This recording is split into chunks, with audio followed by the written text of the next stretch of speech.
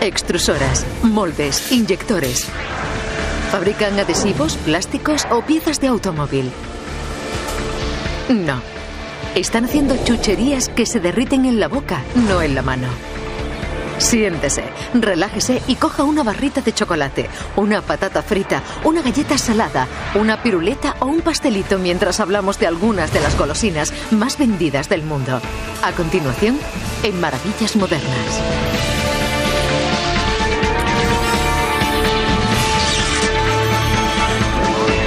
Maravillas Modernas. Los secretos de la comida basura. Freidoras de miles de kilos de patatas a la hora.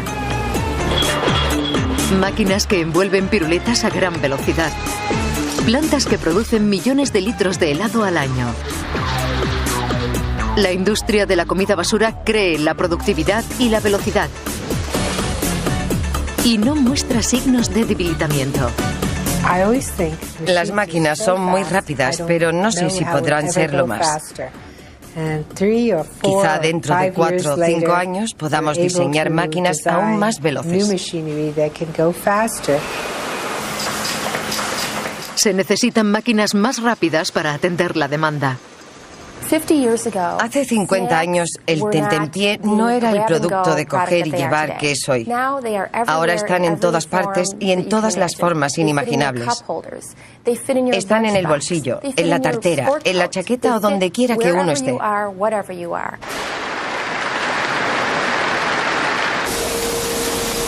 La productividad ha dado sus beneficios. En Estados Unidos se venden productos elaborados por valor de más de 25.000 millones de dólares anuales. Son muchas golosinas, pero se requieren 12 kilos al año para satisfacer a un norteamericano medio. Mars Incorporated, fabricante de Snickers, Milky Way y M&M's, vende 16.000 millones de dólares en todo el mundo. Un ejército de tabletas de almendra y caramelo caliente avanza por una cinta transportadora. A unos metros le aguarda una inundación de chocolate. Estas barritas pasan bajo una cascada o cortina de chocolate, un lugar por donde nos gustaría pasar a todos alguna vez en la vida. Aunque estas factorías tienen un fantástico aspecto que evoca a Charlie y la fábrica de chocolate, lo que ocurre en su interior no es un juego de niños. En esta fábrica hacemos 30 millones de golosinas al día, un volumen enorme que equivaldría a 100.000 toneladas de productos al año. Es casi imposible saber dónde comenzó todo, pero el gusto de la humanidad por el dulce precede a la historia documentada. El primer hombre de las cavernas salió a cazar algo sabroso y descubrió que la miel era dulce. A lo mejor cogió un palo y la probó. Quizás sea el origen teórico de las piruletas, miel en un palo. Los antiguos egipcios, los árabes y los chinos hacían dulces con frutos secos y frutas bañadas en miel.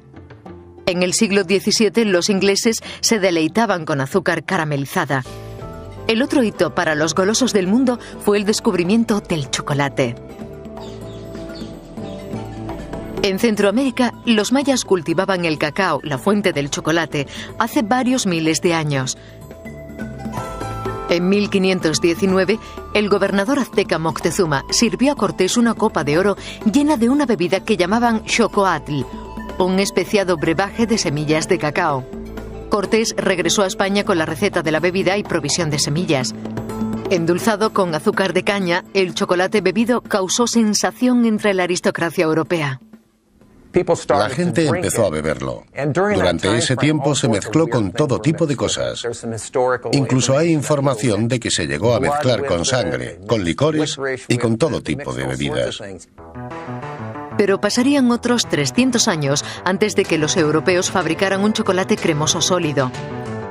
En 1828, C.J. van Houten, un chocolatero holandés, inventó una prensa manual de cacao que lo hizo posible.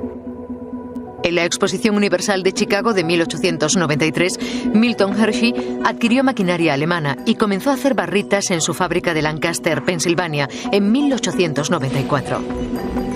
Había nacido la producción en serie de la chocolatina. Milton Hershey fue el creador de la barrita de chocolate en Estados Unidos. Chocolate con leche a 5 centavos la pieza. Desde aquellos primeros días, la demanda de cacao ha seguido en constante aumento. Hoy se cultiva y cosecha como hace cientos de años. Este fruto cuelga de la rama. Esta sería su posición. Se cosecha de una manera muy sencilla. Se corta de raíz con un machete y cae al suelo. Con el mismo machete se abre la mazorca y dentro están las semillas. Si nos fijamos bien, esos granos tan humedecidos ni siquiera parecen granos. Los granos se fermentan para potenciar su sabor y después son enviados a lugares como la división de Mars Incorporated, Master Foods USA. En la fábrica, los granos se limpian, tuestan, descascaran e introducen en un líquido llamado licor de cacao. La prensa separa este líquido en cacao en polvo y mantequilla de cacao. El licor o pasta de cacao y la mantequilla de cacao son los principales ingredientes del chocolate. Se añaden edulcorantes y potenciadores del sabor a la mezcla que se bate para repartir bien la grasa del cacao. Este proceso sigue pareciéndose al de 1923, cuando Frank Mars presentó su Milky Way, la primera barrita de chocolate del país. Mars era un próspero vendedor de golosinas que había fundado su negocio con su mujer Ethel en la cocina de su casa en Tacoma, Washington. La popularidad del chocolate con leche malteada le dio la idea de crear una versión reducida del tamaño de un bocado. La barrita Milky Way causó sensación y así nació Mars Incorporated. Pero Frank Mars necesitaba una fábrica para satisfacer la demanda de su nuevo producto. Eligió Chicago por su potencial de distribución nacional. Tenía buen acceso por tren. Este hacía llegar la materia prima y después transportaba el producto acabado. La historia de esta fábrica data de 1929, cuando comenzamos la producción de la barrita Milky Way, seguida por los Snickers en 1930 y de los Tres Mosqueteros en el 32. En la planta, la producción seguía siendo un proceso manual mejorado. Si viéramos la fábrica de Chicago con el aspecto que tenía en los años 30, se parecería mucho más a una cocina normal, aunque a gran escala. Había equipos mecánicos, pero el proceso era manual. Requería que alguien mezclara y luego colocara la masa en la plancha a mano. Después había que cortar el producto con una cuchilla. El proceso continuo fue el gran cambio, el gran salto para producir las barritas en serie. El proceso continuo, una serie de máquinas secuenciadas que manipulan el producto desde la mezcla inicial al empaquetamiento, llegó a la fábrica en 1947. Hoy se sigue usando este proceso para hacer los productos estrella de Master Foods, M&M's, Milky Way y los Snickers, llamados así por el caballo favorito de la familia Mars. El primer proceso consiste en batir la clara de huevo con un poco de sirope de maíz cocido, sal, agua y azúcar, porque queremos que tenga un sabor intenso. Para los Snickers añadimos mantequilla de cacahuete a la mezcla y no tendríamos el auténtico Snickers sin caramelo. Esta máquina mezcla la pasta con nuestros cacahuetes recién tostados. Aunque el proceso parezca simple, no lo es. El tiempo y la temperatura son elementos críticos. Los controlamos rigurosamente, igual que la humedad, porque provocaría que la mezcla quedara pegajosa y difícil de manejar. Esta línea tiene capacidad para hacer 50 o 60 toneladas de producto. Si alguna no controlara esos parámetros, nos encontraríamos con una masa pegajosa en las manos. La masa a 90 grados cae en una tolva y es prensada por dos rodillos refrigerados de acero inoxidable. El material se extiende en planchas, se separa de los rodillos y pasa a una cinta de acero inoxidable para ser enfriado. Después se dirige hacia donde se añade el caramelo. La plancha se enfría a 18 grados para que se pueda cortar limpiamente en tiras del ancho exacto de un Snickers todavía sin el chocolate. Las barritas ya están listas para recibir su cobertura. El chocolate se ha templado, calentándolo y enfriándolo de forma que asegure una cristalización más uniforme de la mantequilla de cacao. Ello da como resultado un punto de fusión más alto. Eso hace que el chocolate sea más fácil de tener en las manos a temperatura ambiente. Queremos que se derrita en la boca, no en las manos. Las barritas vibran para eliminar las burbujas de aire y distribuir uniformemente el chocolate. El proceso de templado continúa mientras las barritas se dirigen al envasado. Son inspeccionadas por última vez antes de ser envueltas a un ritmo de entre 800 y 900 por minuto. El resultado de todo este trabajo son unos espectaculares beneficios. Aunque la barrita Snickers se inventó en 1930, hoy sigue siendo una de las preferidas, con unas ventas de 2.000 millones de dólares. Pero Snickers es solo una de las marcas de la empresa, que incluye M&M's, Twix, Starbits, Skittles, Milky Way, Kudos y Tres Mosqueteros.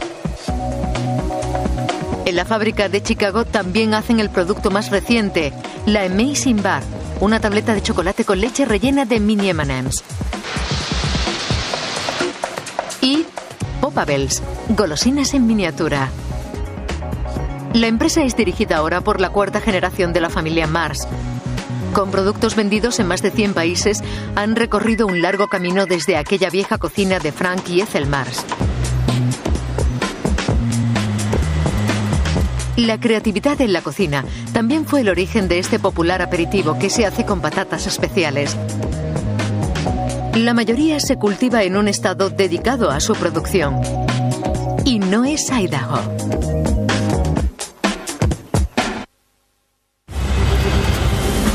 Los norteamericanos consumen aperitivos y golosinas por valor de 24.000 millones de dólares al año. Eso significa montones de patatas fritas, maíz, galletitas saladas y todo lo que lleve sal. 9 de las 10 marcas más vendidas las elabora la misma empresa, Frito-Lay, la mayor del sector. Aunque solo haya un gran fabricante nacional, tenemos decenas de fuertes empresas regionales, muchas familiares.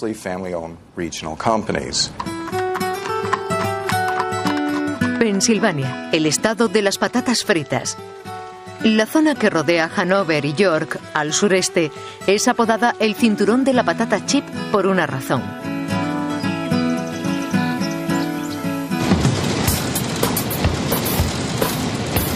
No todas las patatas viejas valen para la freidora. Tienen que ser cultivadas específicamente para ello. Han de ser redondas y tener un bajo contenido de humedad. Todo ello da como resultado una patata de sabor suave. Aunque fueron descubiertas y cultivadas por agricultores precolombinos en las montañas de los Andes, pasaron varios miles de años antes de que a alguien se le ocurriera la idea de freírlas así. En 1853, George Crumb trabajaba como chef en un lujoso centro turístico de Sarasota Springs, Nueva York. El irascible chef se sintió insultado cuando un cliente devolvió las patatas fritas porque eran demasiado gruesas. En respuesta, Crumb las cortó tan finas como un papel, las frió hasta dejarlas crujientes, las mandó a la mesa y fueron un gran éxito. Había creado un nuevo producto. No hubo ningún tipo de I+D. Fue algo impulsivo. Los ingredientes fueron más bien la ira y quizá un poco de venganza. En el siglo XX, la gente empezó a freír patatas en sus cocinas y a venderlas por la zona, especialmente en el sureste de Pensilvania. Tenían un espíritu empresarial, independiente. Se les podía tachar incluso de testarudos, pero les gustaba ser autosuficientes. Cultivaban patatas y los costes de aquel negocio, con un equipo y unos métodos de producción tan sencillos, eran muy bajos. En 1921 se fundó la Oats Quality Foods en Hanover, Pensilvania, con una mezcla de poco gasto y duro trabajo. Mi abuelo, William Oats, trabajaba en una fábrica de zapatos de Hanover y Sally, su mujer, era ama de casa. Bill se enteró de que un caballero de Nueva York tenía una pequeña freidora y que quería dejar el negocio. Mi abuelo dejó la fábrica de zapatos, reunió $300, compró el equipo y se lo llevó a casa. A partir de ese momento, la abuela Sally empezó a hacer patatas y el abuelo a venderlas. Siempre de puerta a puerta. En 1930, la Hanover Home Brand, como se llamaba entonces, amplió el negocio comprando un edificio contiguo. En 1936, su equipo automático freía 150 kilos a la hora. Aquello fue un gran salto adelante. Pero nada comparado con esta freidora de más de $5 millones. Estamos al principio de una de nuestras freidoras continuas. Es la más grande y puede freír 2.100 kilos de patata en una hora. Antes de que las patatas lleguen al aceite, deben clasificarse. La gente no sabe que debemos clasificarlas por tamaños para el envasado posterior. Usamos patatas grandes para las bolsas grandes y pequeñas para las de menor tamaño. Estas, de una variedad llamada Snowdens, entran en la fábrica por un conducto de agua que las lava mientras las desplaza. Se necesitan 2 kilos de patatas para obtener medio kilo de fritas. Este es un pelador moderno. Hay una serie de tambores en los que podemos ajustar la abrasión ejercida en el interior. Dependiendo del tipo de patata y de la dureza de la piel, podemos pelarla por completo. Las peladuras no se tiran, se venden para alimentación animal. Cuando están peladas, las patatas pasan al cortador, un tambor giratorio con cuchillas de acero que las rebana con un grosor de entre 1 y 2 milímetros.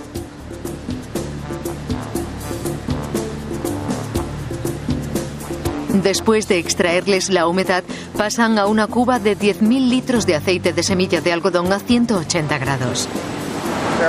En el interior de esta freidora hay unas cintas de sujeción que empujan las patatas hacia el aceite. En esas cintas hay unas palas que mueven las patatas para que se frían al pasar por el aceite caliente. Cuando salen de la freidora, se salan y pasan a la inspección. Después de salarlas, pasan por una máquina que separa las quemadas y las que tienen manchas. Esta máquina tiene cámaras. Cuando detectan algún tipo de imperfección o punto oscuro, lanza un chorro de aire a la patata. Así la separa del resto. Después, pasan por un nuevo control antes de caer en las cubetas de pesaje. El peso de cada cubeta queda registrado en un ordenador. Después, se abren en la combinación adecuada para que entre en la bolsa la cantidad exacta que se requiere.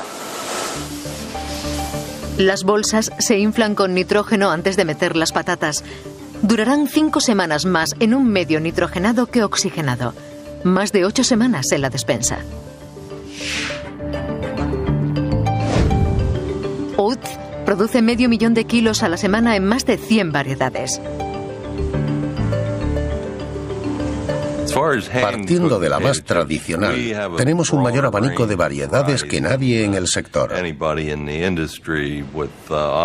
Podemos freírlas en aceite de semilla de algodón, en aceite de cacahuete, hidrogenado, manteca de soja y manteca de cerdo. Puede que a mucha gente no le llame la atención, pero hay una gran demanda en el centro de Pensilvania para esto último. Cerca de la fábrica de Oates está Snyder's de Hanover, que comenzó en 1909 como empresa regional y se ha convertido en la mayor fabricante de galletitas saladas del país.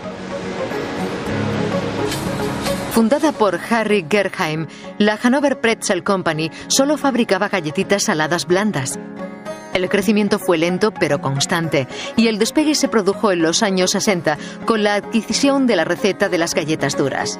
A principios de los 70, Michael Gerheim, nieto de Harry y presidente de la empresa, pensó en llamar a la galletita dura sourdough, masa fermentada. Cuando llamaron al producto Sourdough Hard Pretzel y Mike adoptó un formato específico de envasado, comenzaron a aumentar su distribución en Estados Unidos en los años 80 y se convirtieron en las más vendidas del país en los 90. Aunque las raíces de Snyder's se remontan a principios del siglo XX, el origen de la galleta salada es mucho más antiguo. Su origen se remonta al 610 después de Cristo, cuando a los monjes de un monasterio del sur de Francia se les ocurrió la idea de utilizar los restos de las cortezas del pan. Intentaron imitar la forma de los brazos de los niños en posición de oración. Eran llamadas petriola, de la palabra latina petrium, que significa recompensa, y se les daba a los niños cuando rezaban sus oraciones. No lleva mucho hacer una. Se coge la masa, se retuerce, se hornea y ya está. Pero lo difícil es hacer toneladas en una hora. Estamos en la sección de moldeado. Aquí es donde se le da la forma. Cogemos una porción de masa y la introducimos en la tolva de esa unidad. Dentro hay una espiral que expulsa una bola. Pasa entre una serie de rodillos. Cuando tiene la forma adecuada, dos dedos mecánicos atan el lazo. De los 50 kilos a la hora que se hacían en los años 30, con las primeras máquinas automáticas, hemos pasado a producir más de 1000 kilos por hora en estos hornos. Estas galletitas tardarán de 7 a 15 minutos en llegar al horno. Durante ese tiempo, la levadura convierte el azúcar de la masa en dióxido de carbono, provocando que suba. El horno tiene dos funciones. En la parte de arriba se cuece y en la de abajo se seca. Durante el proceso de cocción se desarrollan el sabor y el aroma. Cuando llega al final del horno, el producto pasa a la zona de secado. Las galletas, que empezaron con un 48% de humedad, tienen ahora un 19% en la parte superior del horno. En la zona inferior, la zona de secado, desciende hasta el 4 o 5%. Después son enfriadas, envasadas, colocadas en palés y enviadas a mercados de Europa, Oriente Medio, Asia, países del Pacífico y toda América. La comercialización del producto comienza aquí. Esta unidad se instaló en agosto de 2002. Supuso una inversión de casi $2,5 millones. Creemos que estará amortizada en un par de años. Este sistema puede manipular de 45 a 60 cajas por minuto. Eso se traduce en 25 o 28.000 cajas por envío. Snyder's ha ampliado su oferta con galletas orgánicas y más de 30 variedades de sabores y formas. Sabores del tipo barbacoa, queso cheddar, crema ranchera, jalapeños y alitas búfalo. Demasiadas especias para algo de 1400 años de antigüedad. Comparado con las galletitas, este sería el más joven. Y está sufriendo una crisis de identidad. No es solo chocolate, ni caramelo, ni dulce de azúcar, pero sigue teniendo muchos adeptos.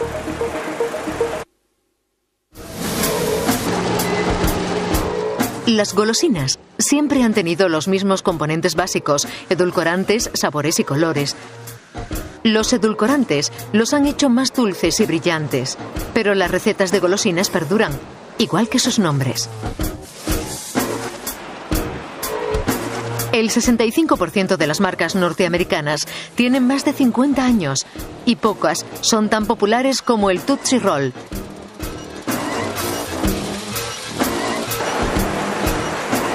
Introducido en 1896, ya tiene más de un siglo. El Tootsie Roll empezó como una moneda de un penique envuelta y aún tenemos uno muy pequeño que sigue siendo de ese mismo tamaño. Pero no se dejen engañar por su modesto aspecto y precio. Esta golosina ha creado un imperio. La producción de esta fábrica de Chicago es asombrosa. Hacen 83 millones de unidades al día, más 16 de Maison-Dats y unos 20 millones de piruletas. Tootsie Roll Industries genera unos beneficios de 400 millones de dólares al año. Pero como la mayoría de estas empresas, tuvo unos orígenes modestos. El inmigrante austriaco Leo Hirschfeld llevó su receta de una golosina de chocolate a Nueva York y comenzó a fabricarla en 1896. La llamó Dulce Tootsie, el apodo de su hija de 5 años. No era una barrita de chocolate, tampoco era de caramelo, ni un dulce de azúcar. Era un poco de todo. Había cientos de tiendas en las que se hacían golosinas duras y blandas, cociendo azúcar en la trastienda, y posteriormente las vendían en el mostrador. En 1905, el Tootsie Roll estaba asentado en un mercado de golosinas siempre repleto. Se hacían en lo alto de un edificio. El caramelo se cocía en olla al aire libre en días soleados. Los días de lluvia no se trabajaba. Pasó el tiempo y el propio personal de la empresa inventó la maquinaria que comenzaría a cortar el dulce. Ya no se haría a mano, sino con máquinas automatizadas. Después las máquinas empezaron a ser más rápidas. Hoy la fabricación está completamente automatizada. Nos encontramos junto a la máquina donde hacemos el Tootsie Roll. Tenemos un total de 6 ollas y 3 mezclas: aceite de cacao, sirope de maíz y leche condensada. Cocemos unos 5.000 kilos por hora en estas 2 ollas. La mezcla es enfriada lentamente en esta cinta para templar el rodillo y darle su peculiar textura. Si se enfría muy rápido se queda duro y si no lo enfriamos lo suficiente no se puede manipular. Puede que el chocolate sea el sabor más extendido, pero no es el único. La fábrica también hace 17 sabores diferentes, incluidos los de uva, naranja y cereza. El proceso para los afrutados es el mismo, pero el cacao se sustituye por sabores y colorantes artificiales. Después de mezclarlo y de enfriarlo durante 30 minutos, el rodillo pasa por una máquina extrusora que lo convierte en este bloque. De él salen los Tootsie Rolls.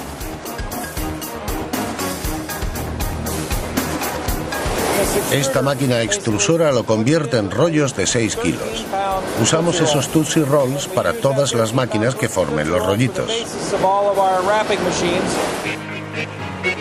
El bloque es estirado y retorcido hasta conseguir la anchura del Tootsie Roll.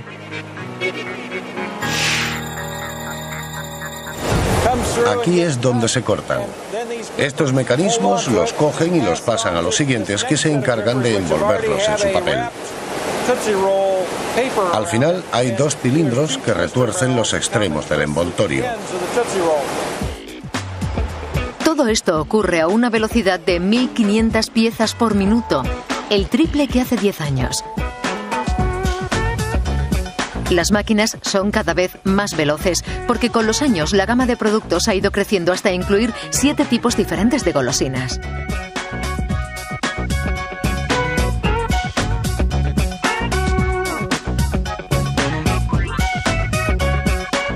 La combinación de piruletas y Tootsie Pops ha convertido a Tootsie en el mayor productor del mundo. Los Tootsie Pops se cuecen, se enfrían y se estiran como los Tootsie Rolls, pero el funcionamiento de las máquinas es un secreto. Ya con el palito, el Tootsie en el centro y la cobertura de caramelo, la golosina ha de enfriarse. Este es un Tootsie Roll Pop. Tiene una forma perfecta, pero está muy blando. Hay que enfriarlo porque si lo apretamos por los lados puede aplastarse. Es una batalla entre la lengua y los dientes. Quieres lamerlo y a la vez morderlo. Mr. Turtle, how many licks does it take to get to the Tootsie Roll center of a Tootsie Pop? I never made it without biting. Ask Mr. Owl. Let's find out. 1, 2, 3. Recibimos muchas cartas de nuestros clientes contándonos los lametones que hacían falta e incluso se hicieron sofisticados experimentos. Los estudiantes de ingeniería de la Universidad de Purdue decidieron construir una lengua mecánica. Al final resultaron ser 317.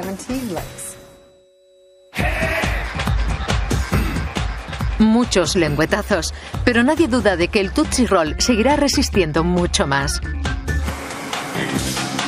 Estos dulces tienen que aguantar una paliza. Serán invertidos, inyectados y sumergidos. El violento proceso de hacer un pastelito. Los norteamericanos gastan $4.000 millones al año en lo que la industria llama tentempié. Eso significa 13.000 millones de pastelitos, tartas de fruta, Twinkies, donuts, lo que sea. Han pasado de ser algo para tomar por la mañana a ser un capricho para cualquier hora del día.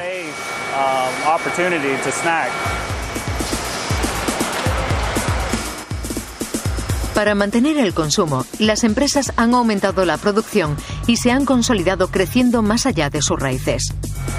La mayoría de estas empresas empezaron como pequeños hornos de bollería, pero los clientes cambiaron.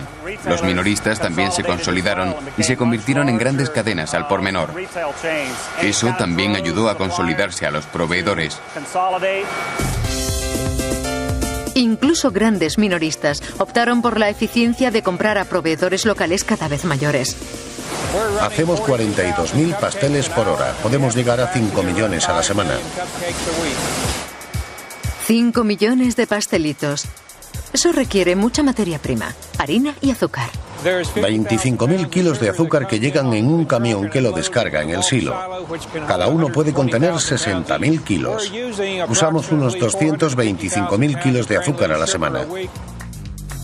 En la Flowers Food de Crossville, Tennessee, hacen 64 variedades de pastelitos, bizcochos de crema, brownies, rollos de canela, bollitos de miel y bolas de nieve. Si los pastelitos de Flowers resultan familiares, es porque muchos miembros fabricantes elaboran productos similares. Flowers, que empezó en 1919 cuando William y Joseph Flowers abrieron su primer horno en Thomasville, Georgia, ahora tiene 34. El primer establecimiento fue noticia al producir 30.000 barras de pan al día. Por dar un ejemplo, una sola de nuestras plantas actuales puede producir 170.000 barras de pan. Se ha recorrido un largo camino, desde un proceso sencillo que producía unas cuantas docenas o quizás unos cientos, hasta el sistema continuo de miles de kilos a la hora. Esta tecnología está a pleno rendimiento en la fábrica Flowers de Crossville, que produce anualmente más de 40 millones de kilos de productos. El sistema automático de la empresa mide 220 metros, desde la mezcla al envasado. En el amasado hay dos procesos. En el primero se mezclan todos los ingredientes. Después se le inyecta aire. Intentamos mantener la misma densidad para conservar un volumen constante en el producto final. La cantidad de aire inyectado depende de la densidad deseada. Más para una tarta de crema y menos para un pastelito. La mezcla del pastelito permanecerá en el tanque durante 27 minutos a 20 grados. Eso permitirá a la levadura fermentar la masa hasta la consistencia adecuada. Los materiales empleados en la pastelería son los que hacen de esta industria un arte, porque antes de pasar al horno son ingredientes activos, con vida.